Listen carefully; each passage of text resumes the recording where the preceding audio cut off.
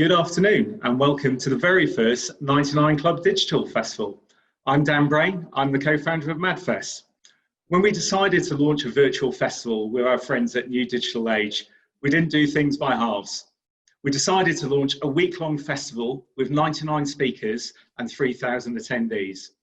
Over the course of this week, you can hear from some amazing brands and agencies and enjoy experiences like a house party on Friday with Defected and Cribs with Rory Sutherland on Thursday. Today, we'll be focusing on influencer marketing and social media, kicking off with the brilliant Huib van Bockel from Tenzing. Before we start, a little bit of housekeeping. Make sure you're watching on the web app for the best possible viewing experience. You can interact and network via the mobile app.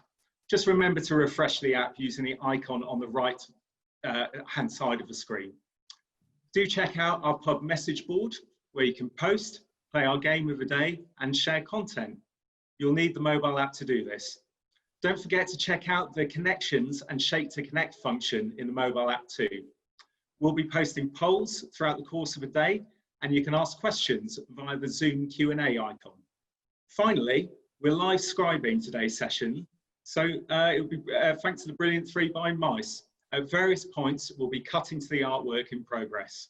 So without further ado, I'd like to hand over to Justin Pearse, editor of New Digital Age, who's going to be your host for this afternoon's event. And thank you so much. Thank you so much.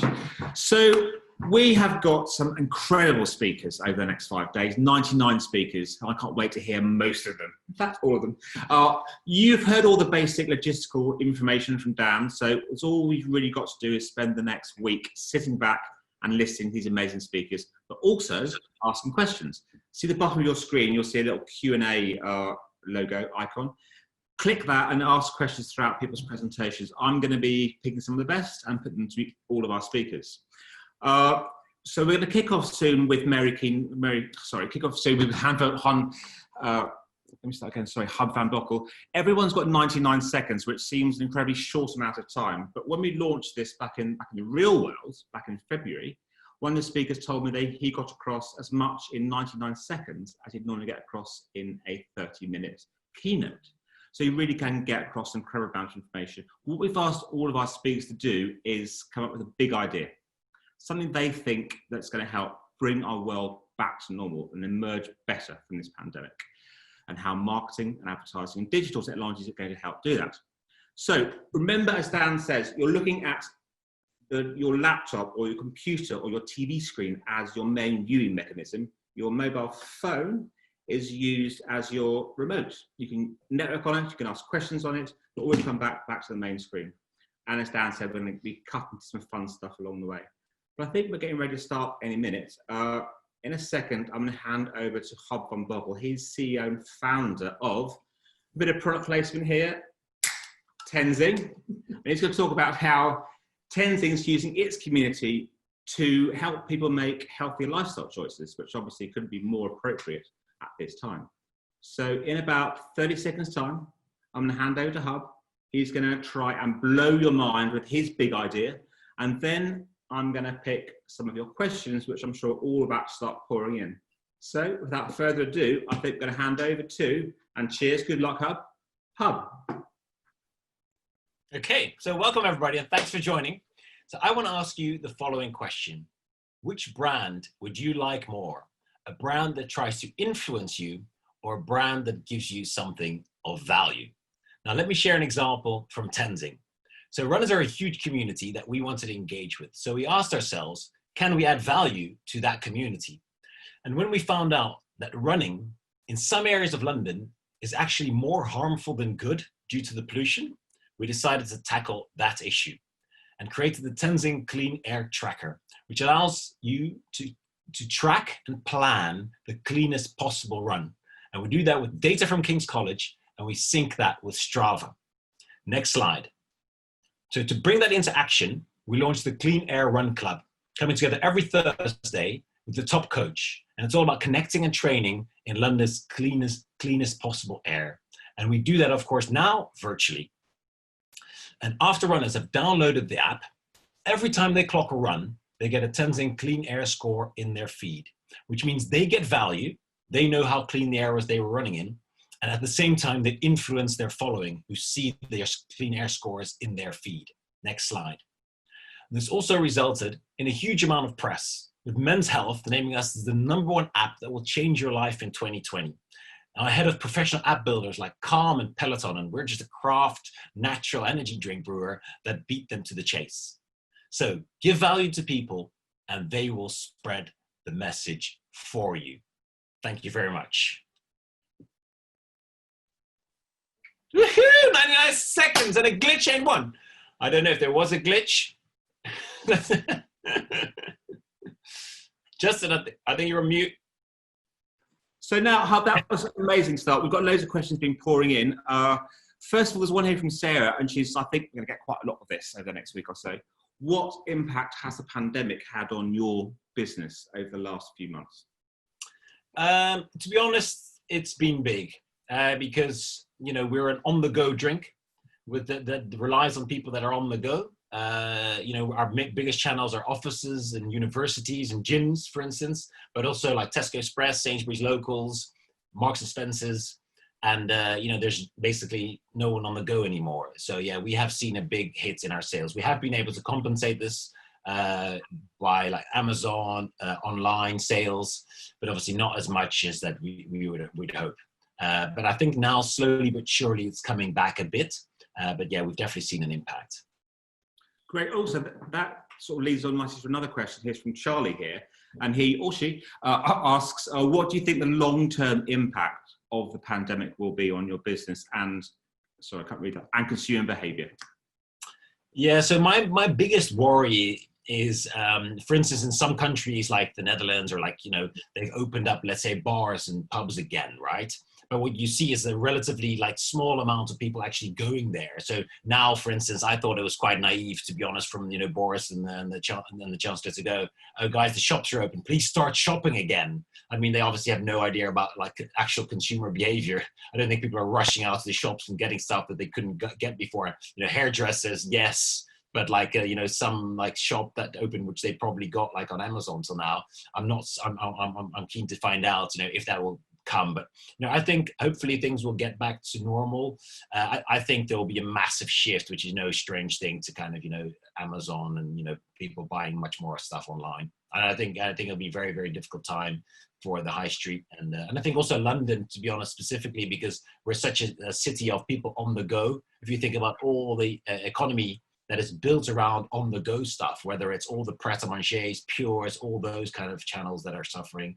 It's all the food on the go, the Tesco Expresses, where we fall under food, drink on the go. It's all the bars, pubs, estate agents. So I think, you know, and the predictions are already there that London and the UK will be very, very hard hits, I'm afraid. And yeah, so I think my main thing would be like for people to kind of take own responsibility. To also kind of look at from an aspect of like, how much in danger am I really? You know, I think also like to kind of go, okay, is it safe for me to go outside? Yes or no? And then kind of just, I think we have to like get back into the swing of things.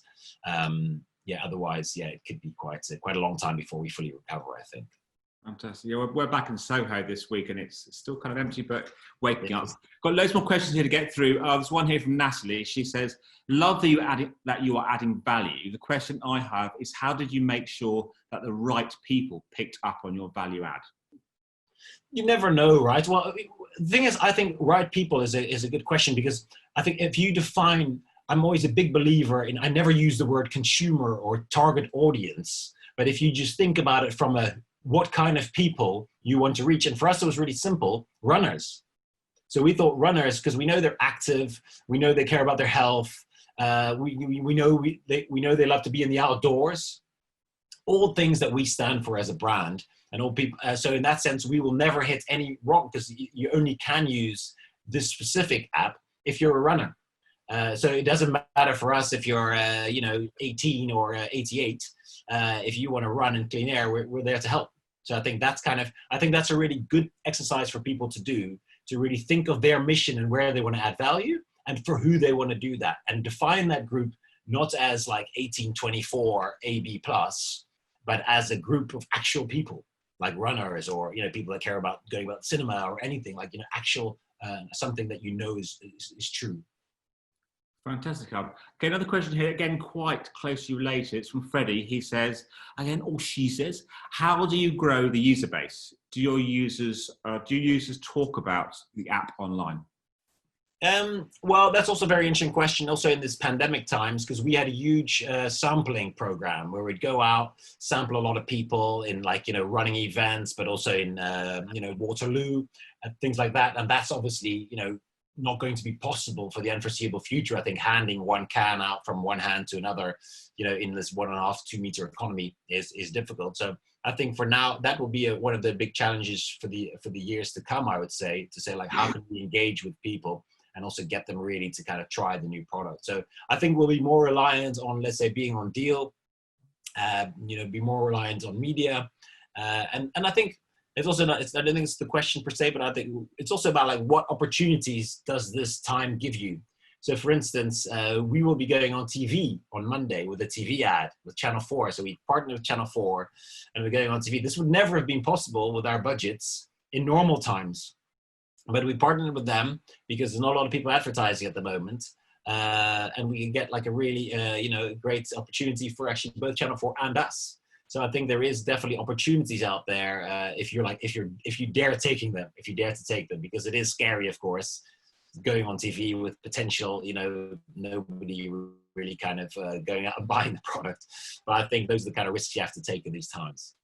Great. So question from Zoe. I think she probably heard your answer just then. Zoe says, what platforms have worked best for you during this time, and how's that going to change what you do in the future?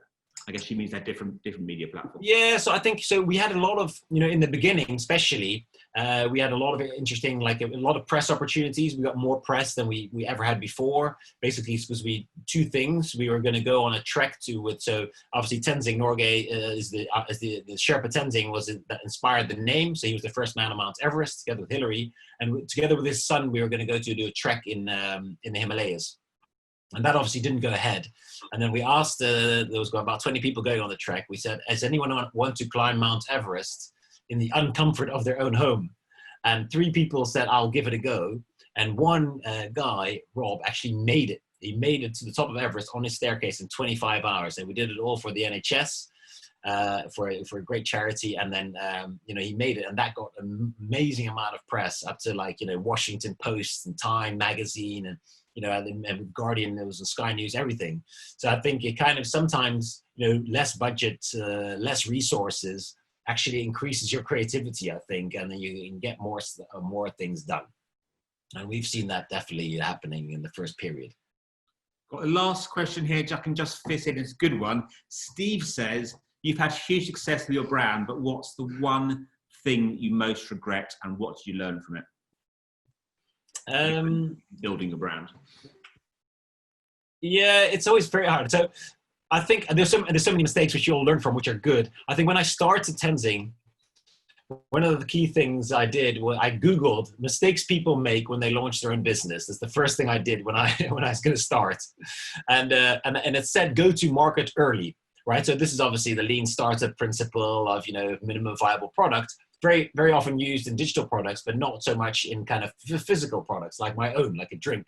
But I did that, and I went to Google, I went to Pod, and I went to King's College. And I went there with the, you know, not finished product, and I just let them taste. I had also different designs for my can, and I let them become, like, you know, the co-creator of Tenzing, which is really super helpful for me to kind of find out what they would like. And they also all liked it that much that they all listed the product.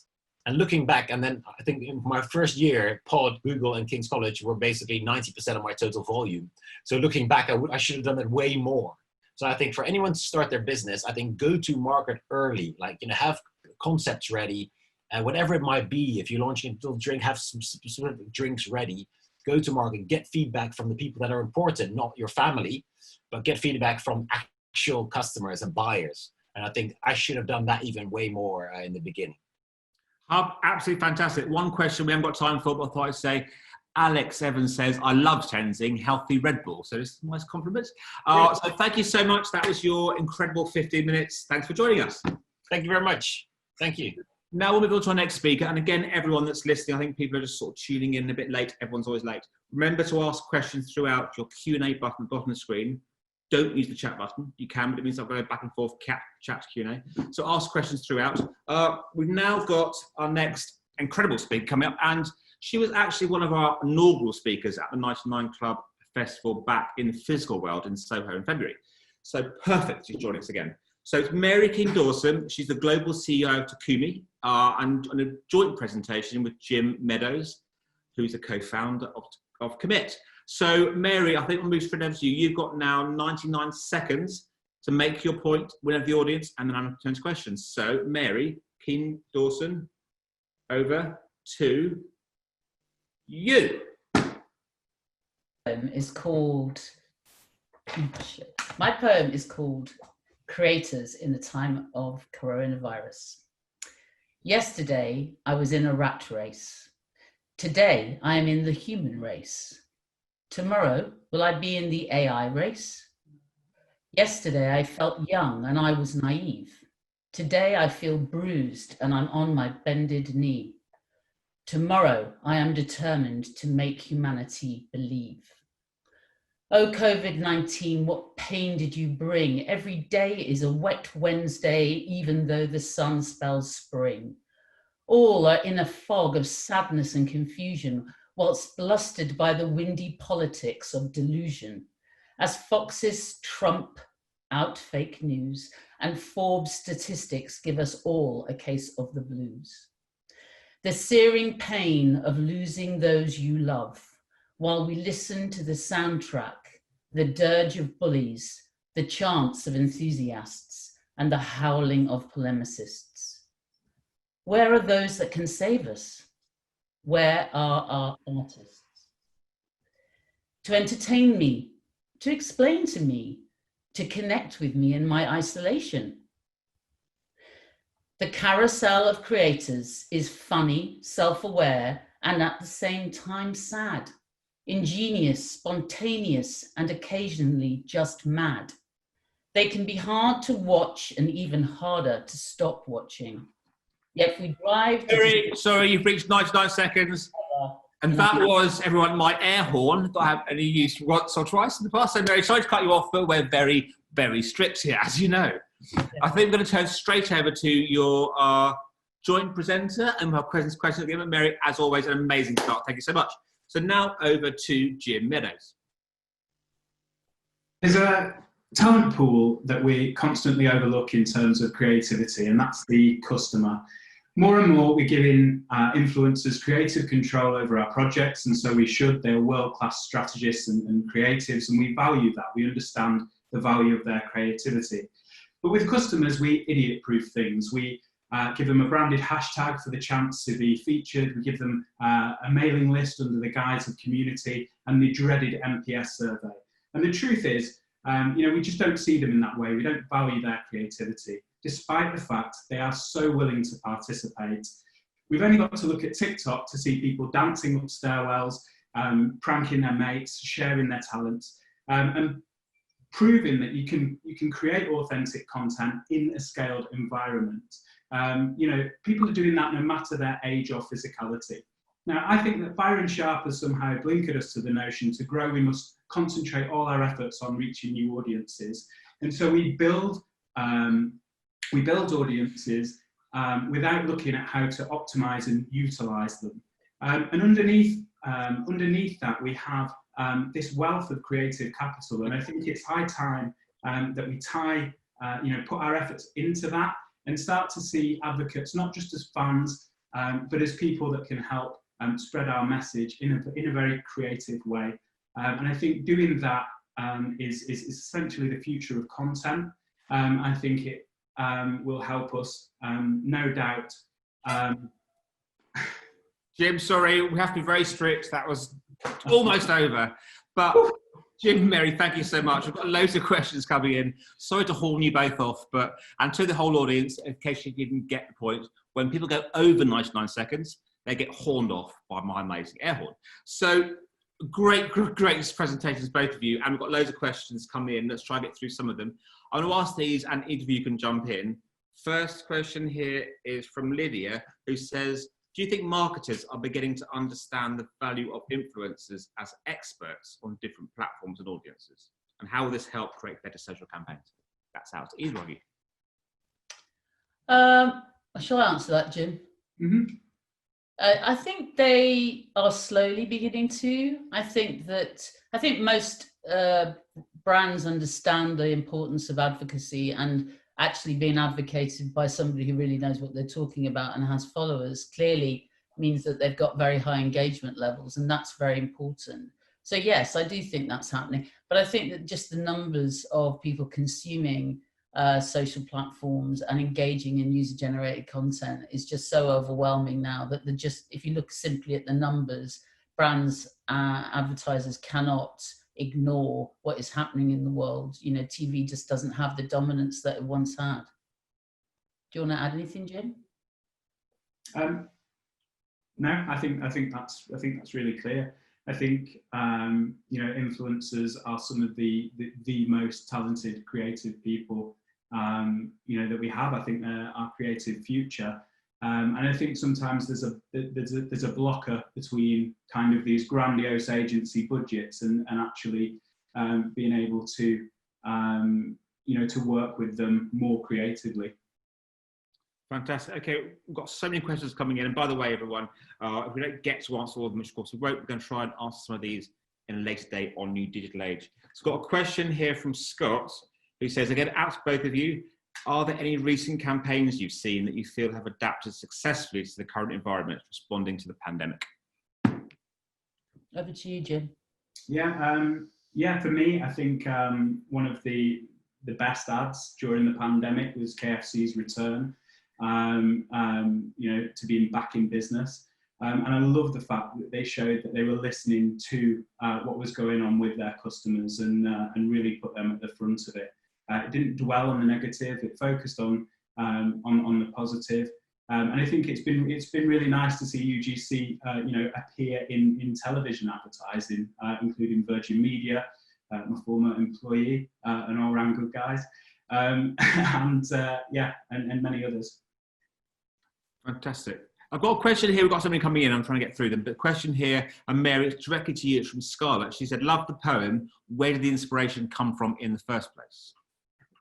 I think that I am personally sick and tired of sales pitches that are not relevant to the moment that we're living through right now. We're at a really, really interesting juncture in history. And I think that the point around Black Lives Matter, about it's Pride this month. I think the fact that there's been a lot of anger out there and frustration with our political leaders.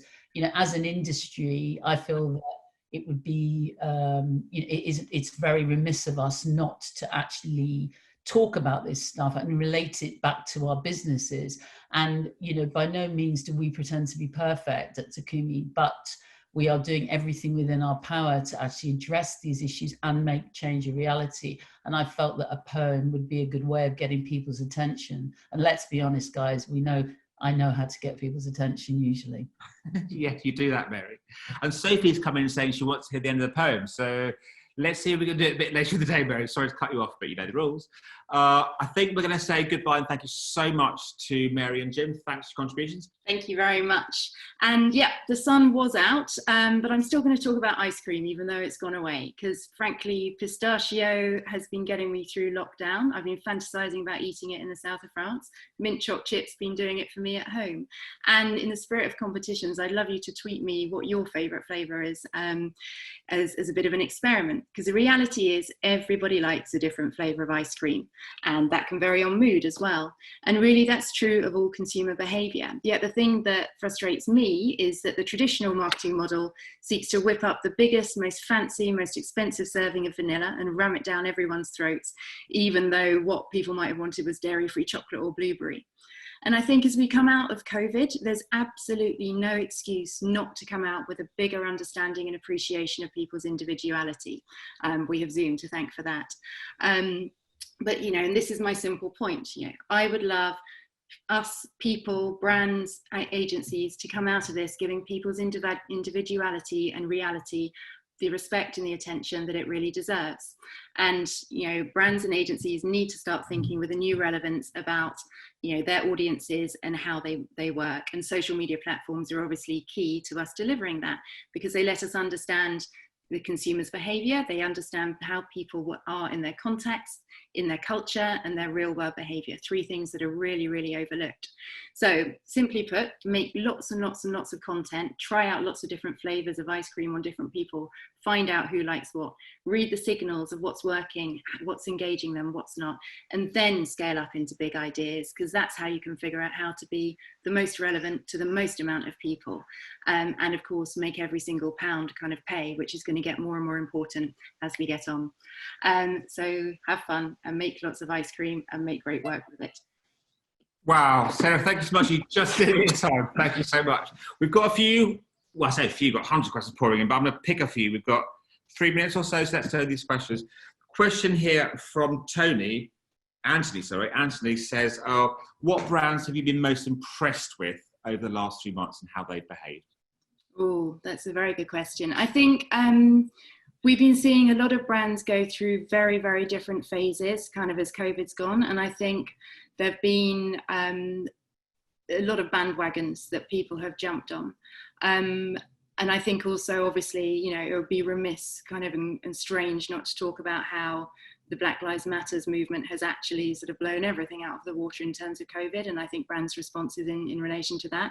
I think in recent kind of days, I absolutely love the solidarity example and what Yorkshire Tea did and what PG Tips did. Because I think that just showed a real understanding of kind of how people are having conversations on social media and the role that brands should play. And I think it's been a really difficult thing for brands to get right over the last kind of few months. You know, how much should they have a kind of a public social remit? How much should they say about matters that traditionally haven't been the realm of brands, whether it has been COVID or lockdown and NHS and staying at home, or if it's, you know, sort of a conversation about Black Lives Matters and racial inequality. Fantastic. We've got a question here from Kat, moving very fast, who asks, Kat, one of our columnists actually, how can brands engage with Gen Z as the next generation of consumer? Oh, brilliant question. I think it all comes down to listening a lot and working out where your audience is. And obviously a lot of the Gen Z audience are there right now on TikTok. So my first thing would be kind of get into TikTok and start looking, learning and reading. And then I think that the thing is kind of make content and try and experiment. You've got to have something that is true, authentic, genuine, that comes from knowing what your brand is and how you want to actually speak to them. But I think brands have to get out there and they have to start kind of dipping their toe in the water and finding out what resonates with who. And I think also on Gen Z, it's kind of don't just treat them all as one great big Gen Z kind of mass. Obviously, there are, you know, hundreds and hundreds of different kind of groups, cohorts we call them, kind of who make up that audience as well. So, you know, again, don't fall into the trap of thinking they're all the same in the same way. Kind of it took everyone decades to work out the millennials were not all the same. Fantastic. Next question from Pat, who asks, how would you figure out the balance of individuality and being able to scale an idea? Well, if I had more than 99 seconds, I would have gone into this. I think, you know, what we like to do and the way we kind of approach it is if you start small with kind of hundreds and hundreds of pieces of content against different audiences, you go through and you work out what's working and what is worth putting more money behind and investing sort of greater ideas. And that literally can lead you into some incredibly rich emotional territories and understanding real world behavior of people with brands that you wouldn't ordinarily get from kind of just normal comms techniques and, you know, normal ways of developing kind of research as well. And I think that gives you, you know, it's a path you're kind of on with your audience as you go through it. And you've realized as you start to engage in this conversation, you build momentum. So without going into too much of a kind of a sort of a pitch on it, you know, it's literally something, you know, we've gone from tweet to Super Bowl ad kind of in the States. So, and it's because you're finding this big emotional heartland. Sarah, fantastic. Thank you so much. Thanks for all your answers and your initial presentation. We're moving on fast. So thank you, say goodbye and welcome our next incredible speaker. Again, another new digital age columnist. Katy Howell. She's the CEO of Media, and she's got a typically forthright presentation entitled FF Brands, Chat Less, Spread a Heck More, Do the Bloody Data. Katy, over to you. Hi. So, next slide. The only time people want to talk about a brand is when there's an issue. They might advocate a brand, talk about you, but a conversation with a brand, engagement, followers, fans, these are irrelevant metrics these days.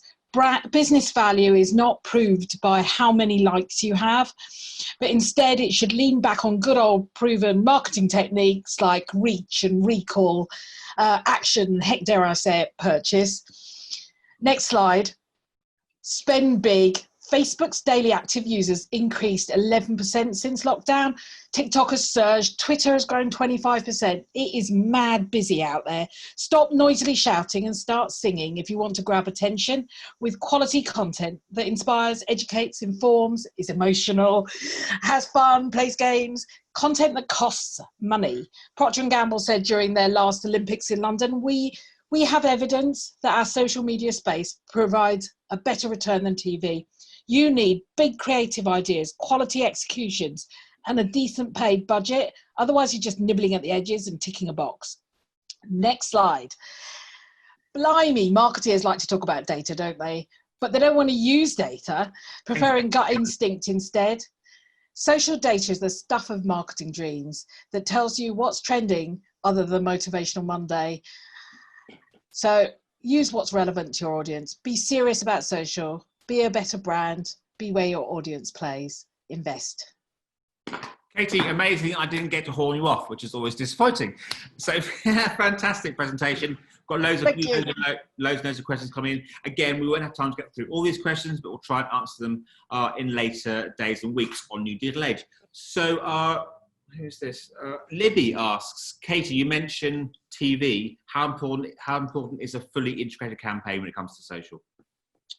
Very, but it doesn't mean that the bit I really dislike is a fully integrated campaign means cutting up your TV advertising or your big spend creative into lots of little bits and then shoving it out on social. That's not an integrated campaign.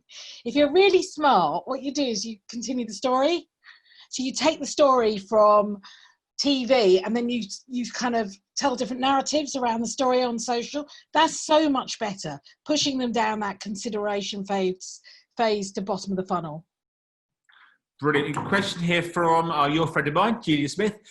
She says, you mentioned metrics such as recall and engagement. Do you think the industry is actually measuring these, or are they still stuck with old metrics?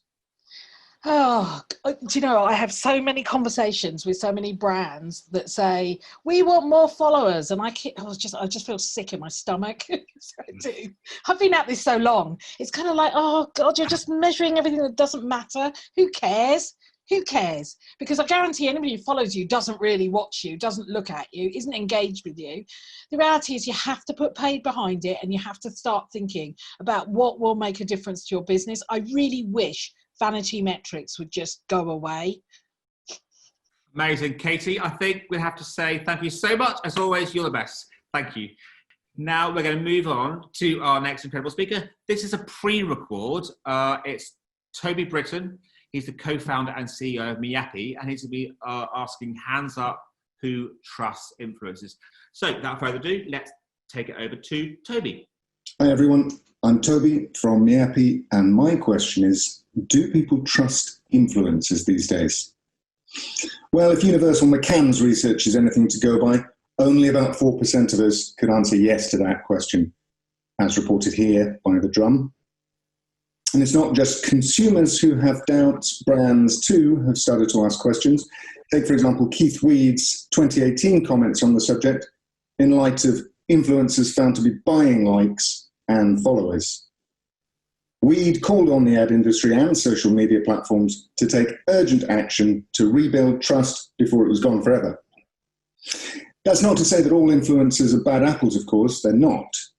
But many brands have moved away from those big A-listers in favour of more niche, more believable influencers who attract a smaller audience but offer much more authenticity. And it's this move towards authenticity that's fueled an interest in our specialization here at Miappi, and that's user-generated content. So where once brands turned to influencers for their version of authenticity, these days brands are leveraging the voices, the actual voices, the images and the videos produced by the consumer themselves. And how do consumers feel about that compared to influencer marketing? Well, I think this quote from Nielsen sums it up pretty neatly. Thanks very much. Fantastic. And now we have joining us live, Toby. Toby, we've got questions coming in. So it's got time to answer that question. It was from Alex saying, how can I get to a stage where I can trust influencers in the first place? Yes, good question. I mean, my own personal view on that is work with smaller influencers and make sure they're more organic for your audience. We work with, for example, Dove at the moment, and they've gone out looking for what they refer to as hand raisers, which is their interpretation of organic influencers, and they're entirely believable because they're not being incentivized by the brand by being paid directly. They're tuning into the brand's DNA.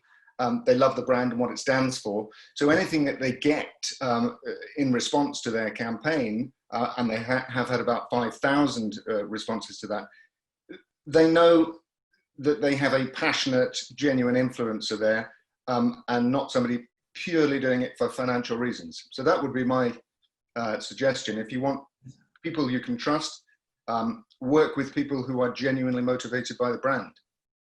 Brilliant, thank you. Question here from Lucy, again, probably having a lot of this week. She asks, what have you seen the impact of COVID been on influencers generally? It's a good question, and actually it's probably slightly beyond my remit, I've got to say. You know, we focus on the user-generated side of things, and from that perspective, actually we've seen, perhaps it's not surprising in retrospect, but the phone hasn't stopped going, basically, since we've been in lockdown, and it's brands trying to identify people that they can work with or content that they can get, and then people that they can work with off the back of that. So, you know, clearly being in lockdown, there's a lot of content being generated by various people. Not every vertical has done as well as others, but clearly there have been success stories during lockdown as well. And from those individual pieces of content, what we're finding is brands are going then to foster relationships with those people who produce one bit of good content, but why not, you know, develop a relationship and a community where they can produce lots of good bits of content. Toby, thank you so much. We've run over, so we're moving quickly on. Again, everyone, don't forget to ask questions. The bottom of the screen, the Q&A icon, not the chat icon. Mike, thank you very much. I wore a shirt for you. Now we're moving on to our next incredible speaker. It is the CMO of Mahabis, Olly Rzysko. Olly, over to you with your presentation, Kindness Wins. My daughter pictured here on the beach with my wife on week 12 of lockdown. She says one thing when someone's unkind to her: as kind hands, kind voices. And I think we should extend that to our brand and our business and how we behave. Socials became really binary. You're in or you're out, you're red or you're blue, you're obeying lockdown or you're not. It's become a shaming culture versus what should be a celebratory one, in turn for a click or a view or an engagement or a meaningless KPI. Today on Twitter, we see hordes of people around Primark. I don't mean the customers, I mean the people criticizing the people going to the shop, and it's just wrong. It's got to the point where brands are being nasty to other brands and being horrible to celebrities, and this isn't a new normal. This is people and behavior being unpredictable, because life is unpredictable right now and we're all having a different experience. My one being that my daughter's going to be off school for 6 months and I've got to entertain her every day of the week, which is really challenging. But our customers out there are having the same thing. How we view brands and advertising is so important that we reflect this. Everyone's had a different experience, some of us positive, some of us negative. That doesn't mean that we've got to be horrible. It means that we can go out there and be really positive. It means we can go out there from a positive environmental point, how we talk and how we serve our customer, by being kind and being nice and spreading the love. I don't think we need to talk about hustle and wanging on about stuff on LinkedIn. I think we can be doing some great work right now, and that's what I think every brand should be doing. Olly, absolutely perfect. He's bang in time. No horn for you. So lots of questions again coming in as usual. We'll start with this. It might be a bit controversial, but I'm sure you'll be okay. Andy says, you talk about your children. Do you think influencers have an unhealthy grip on children? I don't think you can put everyone under that umbrella. I think it's difficult to be so broad brush. I think we're all influenced. I grew up, a shame you can tell by my terrible dress sense, but I was influenced by New Kids on the Block, right? Because that was one of the first albums I ever bought. I mean, I'll admit it, you know, they influenced me. We all have had influences and influences around us. I heard KSI speaking last week, who was really interesting actually. And he was talking specifically to Louis Theroux. And he said, you know, you put out some quite harsh content and some quite colourful language. And he says, it's not for kids. It's not my problem if your kids are watching it. They shouldn't be. And I think it's quite interesting to see some of those guys take control of that conversation and say, I don't want to make stuff for your children anymore. Excellent, thank you. Okay, there's a question here from Julia Smith. Julia, it's lovely getting questions for you virtually, as in the real world. But she asks, firstly, loved your positivity, and you're spot on. Secondly, do any brands, have any brands stood out for you? Yeah, there's a brand called Painter, Payner. They just do jackets, run by a wonderful couple, Hugh and Becky. I really recommend checking them out. They've done some stuff for the NHS, but they've also done some really good messaging. And I think it's really interesting to see new brands and new companies doing that really well. There's quite a few people out there doing stuff. Heckles, for example, skincare company based down in Margate, I think have done a great job. So yeah, there's lots going on out there. But I do think it's the smaller brands that are being more agile, with less bureaucracy, that are doing a good job. Great. Question from Elizabeth. Again, she loved the presentation. She says, are there any financial rewards for a brand acting in a kind way? Oh dear, I don't know. I think you should go to bed and sleep well, knowing that you've done a good job and you've done something well. And I think the reward might not be in your share price, but it'll be in the fact that your business will be here in 20 years' time. Lovely sentiment. Jessica asks, how have Mahabis been kind to their customers? It's a good question. During lockdown. P.S. I bought mine on week 1 of lockdown. I love them. Thank you. Well, actually, what we found is people, because they've had more time at home and more time in front of the computer, they're clicking the tracking link when they buy something online more often because they've got a bit more time and they're kind of waiting for something. And people are becoming politely kind of almost, when it says 24 hours, they want it there in 23. So I think we've had to really change sometimes the tone of language we use when responding to customers, because everyone is at home and behaving slightly differently. So we've had to be slightly more friendly with our customers as well. And sometimes that means picking up the phone and having a conversation with them rather than through chat or messenger comes across much easier. And yeah, hopefully we've been able to make sure people got their presents for Mother's Day in March and April and May in the US, and Father's Day this weekend as well. Excellent. Question from Kelechi. She or he says, I agree with kindness first, but what do you think of the lack of awareness that some brands seem to have that I think is important to kindness and social? Important to kindness. General awareness. Oh, what do you mean, like lack of awareness in terms of people knowing about the brand? Yeah, I think so. I just think like people want to buy from businesses that are doing good and behaving well. And I think really what we've seen is people's behavior come out more and more. And I don't know how you can hack that for awareness or play with that. But I think when people get under the bonnet of your business and they start to see how you operate, I do think it resonates in every kind of communication that you send out. Fantastic. Olly, thank you so much. Great presentation and great answers. Thanks for joining us. Today is Hannah. She's from Takumi Media. She's saying, marketing to future generations is tough.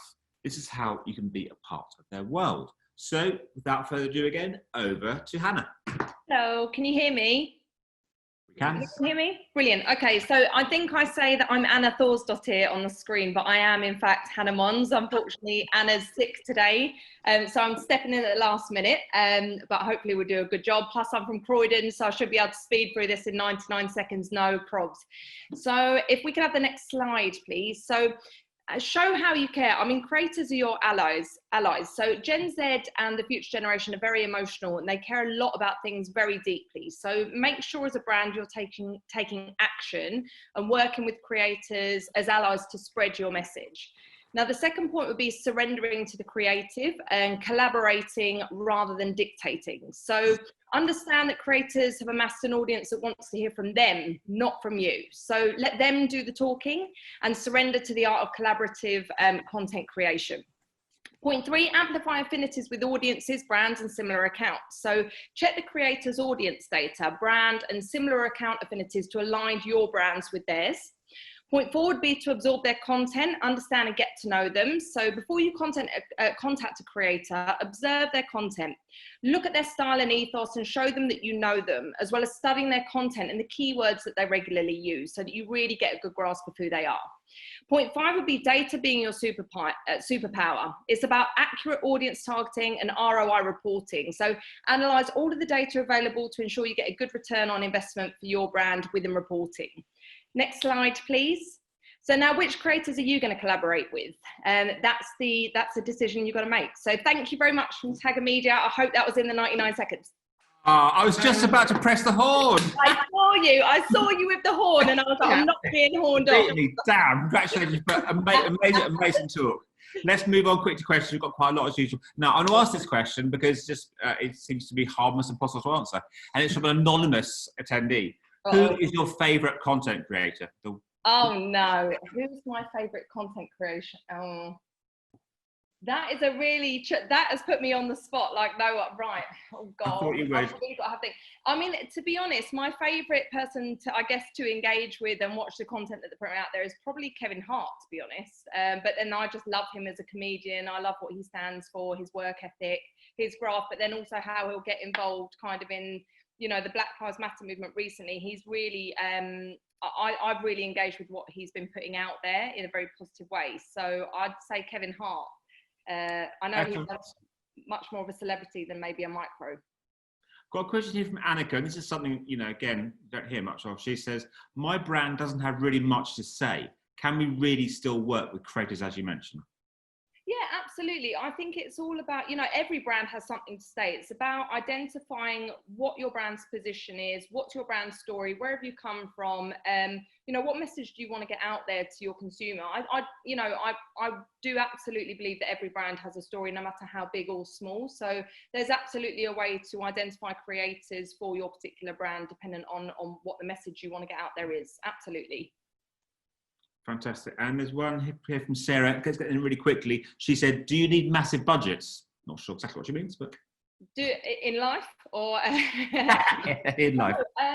No, definitely not. Again, it completely depends on the campaign that you're wanting to put out there, the number of creators that you're going to be working with, and the audience numbers that you want to hit as well. So, you know, at Tagger, we run campaigns from like very, very small kind of PR companies around the world to the big media agencies and big global brands. So definitely not. It's not a case of needing big budgets. And I think, you know, one of the benefits of influencer marketing is you do get better ROI, and actually it's not as expensive as the other digital or marketing channels that you might traditionally use.